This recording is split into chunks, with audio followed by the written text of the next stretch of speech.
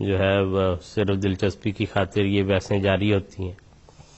کئی دوست پوچھتے ہیں، کہتے ہیں کہ مرد کو 4 شادیوں کی اجازت ہے تو عورت کو کیوں ایک سے زائد شادی کی اجازت نہیں؟ بسم اللہ الرحمن الرحیم.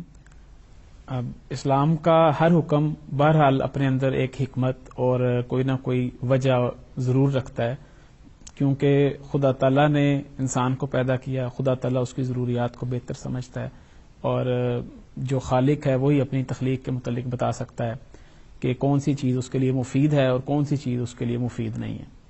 تو اللہ تعالیٰ نے جب یہ فرمایا کہ ایک مرد کو 4 شادیوں کی اجازت ہے، اور بطور یہ اس جگہ میں یہ بھی ذکر کر دوں کہ یہ بطور علاج کے ہے، نہ کہ بطور غذا کے، یہ اجازت ہے، یہ حکم نہیں ہے. تو جب مرد کو کہا گیا کہ وہ 4 شادیاں کر سکتا ہے اور عورت کو کہا گیا کہ وہ نہیں کر سکتا، تو اس میں یہ حکمت تھی کہ اگر ایک مرد کی 4 بیویاں ہوں اور ان سے پھر بچے ہوں تو ہر کوئی شخص یہ پہچان سکے گا کہ اس بچے کا باپ کون ہے اور اس بچے کی ماں کون ہے. لیکن اگر اس کو ہم الٹا دیں، جیسا کہ یہ آپ نے لوگوں کی طرف سے سوالات آتے ہیں، تو اگر عورت کے ایک سے زائد شوہر ہوں، ایک سے زائد خاوند ہوں اور پھر بچہ ہوتا ہے، تو پھر یہ نہیں پتہ لگے گا کہ بچے کا باپ کون ہے. یہ تو پتا ہوگا سب کو کہ ماں کون ہے، لیکن یہ نہیں پتا ہوگا کہ بچے کا باپ کون ہے. اور اگر وہ کسی جگہ پہ اندراج کروانے جاتی ہے عورت اور بچے کا، اور وہاں پہ یہ عجیب سی صورتحال پیدا ہو جاتی ہے کہ وہ بچے کا باپ کی جگہ کس کا نام لکھوائے، 4 شوہر ہیں، 4 میں سے کس کا نام لکھوائے، تو یہ ایسی مضحکہ کا خیز صورت ہے کہ جو معاشرے میں فساد کا باعث بن سکتی ہے. بلکہ ممکن ہے وہ 4 اگر کسی ایک کا نام لکھوایا جائے تو باقی تینوں جھگڑا کریں کہ نہیں یہ ہمارا بچہ ہے. تو اس لیے اللہ تعالیٰ کو بہتر علم تھا، پتہ تھا کہ میں نے اپنی مخلوق کے لیے کون سا قانون بنانا ہے. اس لیے خدا تعالیٰ نے یہی بنایا کہ عورت کو 4 شادیوں کی اجازت، ایک وقت میں 4 شوہر کرنے کی اجازت نہیں ہے.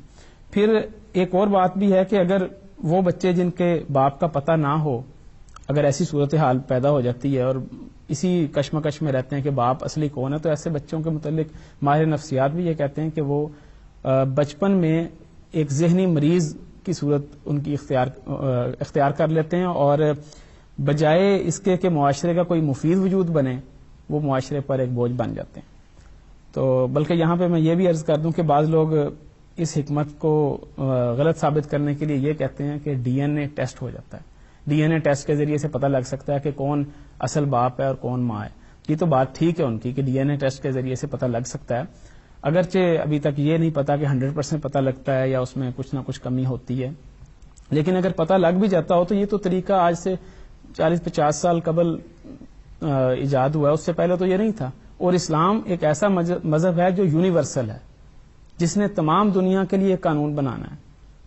تو جو عام قانون ہے اس سے ہٹ کے ایک پیچیدہ عجیب سی اس کی سچویشن پیدا کر دینا کہ ایک عام سادہ سے طریق سے ہٹ کے اس مرحلے میں ڈال دینا، یہ کسی قسم کی کوئی عقل مندی بہرحال نہیں ہے. آج بھی منصور صاحب یہ دنیا کے ہر جگہ پر اویلیبل تو نہیں ہے، ہر شخص کو یہ چیز، یہ سہولت میسر نہیں ہے. دنیا کے آج بھی ایسے علاقے ہیں جہاں تک ابھی انسان اس لباس کی حد تک بھی نہیں پہنچا، تو ڈی این اے کی اسے بحثیں کرنا اور یہ بات کرنا، یہ قانون پھر عام نہیں ہوتا اس سے. اور قانون تو وہ ہوتا ہے جو ایک کمپلیٹ شکل جو ہے وہ رکھتا ہو، جس سے فساد کے جو مواقع ہیں وہ سارے بند ہو جائے. اس لیے ایک مکمل قانون کی شکل میں اسلام نے اس کو دیا. اور اس کا جواب حضرت خلیفۃ المسیح اول رضی اللہ تعالیٰ عنہ نے ایک اور انداز میں بھی دیا ہے، وہ بھی بڑا زبردست انداز ہے. حضور فرماتے ہیں کہ اس بات کو تسلیم کرنے میں قدرتی روک ہے. وہ قدرتی روک کیا ہے؟ فرماتے ہیں کہ اگر ایک مرد کی 4 بیویاں تو بیک وقت اس سے 4 بچے پیدا ہو سکتے ہیں، اور اگر ایک عورت کے 4 شوہر ہوں تو یہ ایک قدرتی امر ہے کہ وہ ایک حمل میں 4 خامدوں سے بچہ پیدا نہیں کر سکتی.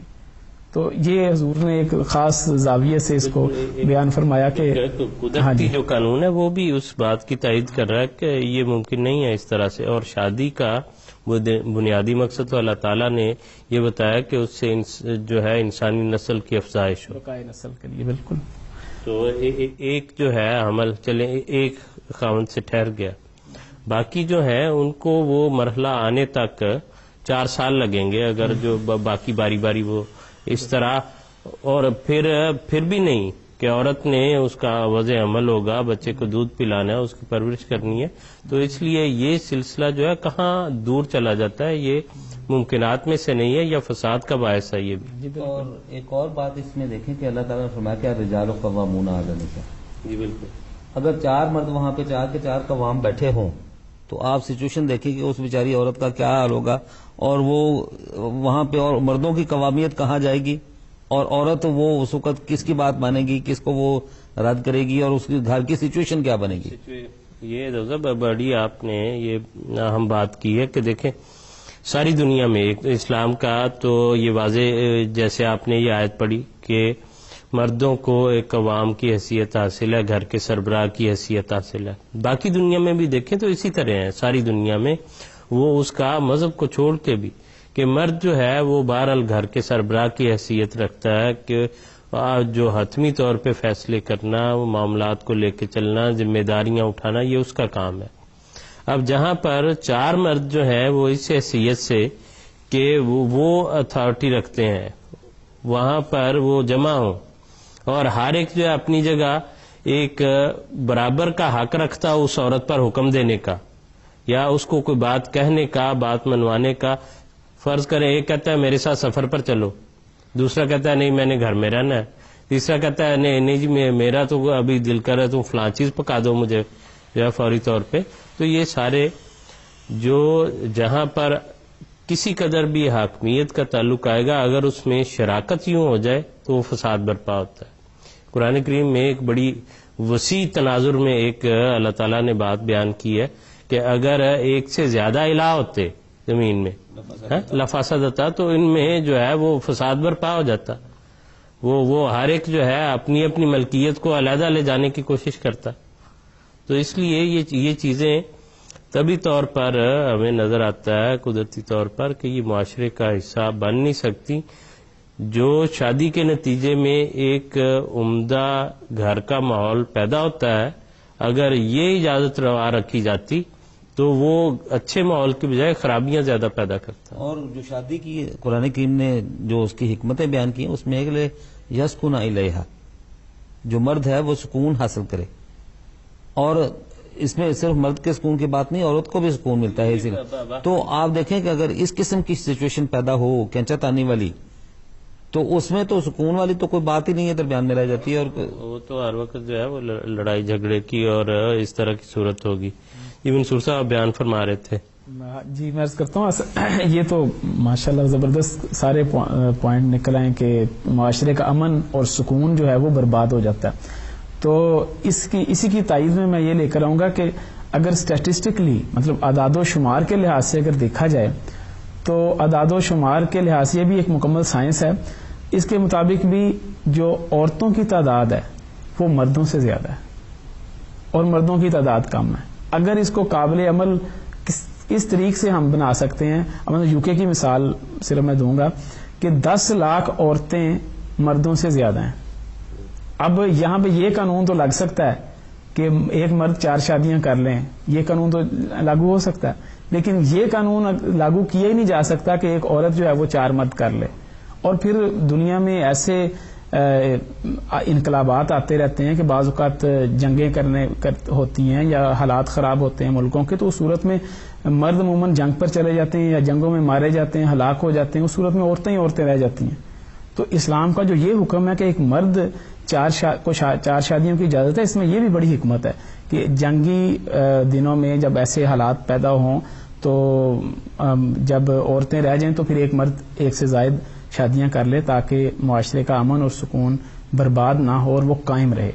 تو اس رنگ میں بھی اس کو بیان کیا جا سکتا ہے. دینے والا، ان کی نگہداشت کرنے والا، ان کو جو ہے ان کا کوئی کفیل بننے والا جو ہے وہ موجود ہو. اسی طرح اگر بچوں کے جو شروع میں بات ہوئی تھی نسب نامے کی، اگر وہ بات جو ہے مشتبہ ہوتی ہے ایک سے زائد شادیاں عورت کی اور مشتبہ ہوتی ہے تو اس بچے کا کون ذمہ دار ہوگا؟ نان نفقے کا، اس کے سارے معاملات کا، اس کی جو ذمہ داری جو ہے، خدا نخواستہ معاشرے میں یہ بھی قانون کا حصہ ہے کہ اگر کوئی بچہ غلطی کرتا ہے یا جرم کرتا ہے تو اس کا جو گارڈین ہے، جو اس کے ماں باپ ہیں، وہ اس کے رسپانسبل ہوتے ہیں. تو اگر اس کا جو باپ ہے وہ اس کا کوئی ذمہ دار ہی نہیں بن رہا، اس کا کوئی واضح جو ہے پتہ ہی نہیں چل رہا، تو وہ معاشرے میں کس حیثیت سے بیچارہ جو ہے وہ شامل ہوگا. تو اس لیے عورتوں کی طرف سے نسل کے تحفظ کے اعتبار سے، دنیا کے اعداد و شمار کے اعتبار سے، اب یہ قدرتی بات ہے، اس میں کوئی جتنا بھی بڑا آزادی کا دعوے دار ہو، اس کو یہ طاقت نہیں ہے کہ اللہ تعالیٰ کی قدرت سے وہ لڑے کہ عورتوں کی تعداد زیادہ کیوں ہے، وہ اس کو کسی طرح کم نہیں کر سکتا. اس لیے جو قانون قدرت میں وہ بات شامل ہے اور اس کی حکمت کے مطابق جو اسلام نے قوانین بنائے ہیں، اسی کے مطابق چل کے یہ معاشرہ جو ہے وہ آگے ٹھیک طرح رہ سکتا ہے. اگر اس پر عمل نہ کیا جائے تو جیسے آپ نے ذکر کیا کہ اتنا فساد پیدا ہوتا ہے، نہ کوئی ذمہ داری لینے کے لیے تیار ہو رہا ہے، نہ کوئی آپس میں لڑائی جھگڑے کی کیفیت پیدا ہو رہی ہے. اور پھر اگر عورتیں زیادہ ہیں تو اگر ان کا تحفظ نہ کیا جا سکے، اور جس طرح آپ نے بھی بیان کیا کہ مرد کو کفیل نہ بنایا جائے، تو اس کا نتیجہ کیا نکلتا ہے؟ اس کا نتیجہ یہ نکلتا ہے کہ معاشرے میں بے حیائی اور فحاشی جنم لیتی ہے. اور پھر اس کا جو ایکسٹریم ہے وہ یہ نکلتی ہے کہ ہم جنس پرستی کی طرف رجحان بڑھ جاتا ہے، کیونکہ مردوں اور عورتوں کا جو تناسب ہے وہ اگر برقرار نہ رکھا جائے تو اس میں ایک صورت یہ بھی بن جاتی ہے. جی ٹھیک ہے منصور صاحب، بہت شکریہ آپ.